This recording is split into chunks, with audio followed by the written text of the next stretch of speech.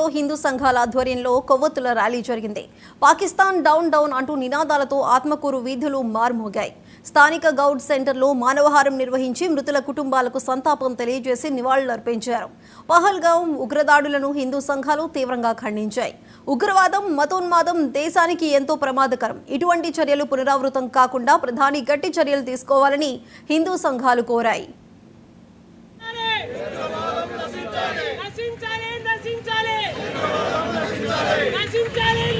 వారిని పాశవికంగా చంపడం జరిగింది ఒక మతం పేరుతో. ఇది యావత్ భారతదేశం తీవ్రంగా ఖండిస్తుంది. అటువంటి ముష్కరులను ఈ దేశం నుంచి తక్షణమే వెళ్ళగొట్టాలని చెప్పేసి విశ్వ హిందూ పరిషత్ తరఫున మేము డిమాండ్ చేస్తూ ఉన్నాం.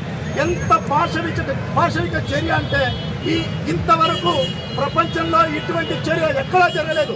మతం పేరు పెట్టుకొని ఇంకొక మతాన్ని టార్గెట్ చేసి వాళ్లను గుర్తించి చంపడం అనేటువంటిది పశువుల కంటే హీనంగా చేయడం జరిగింది. కాబట్టి ఈ దాడిని హిందూ సమాజం తీవ్రంగా ఖండిస్తుంది.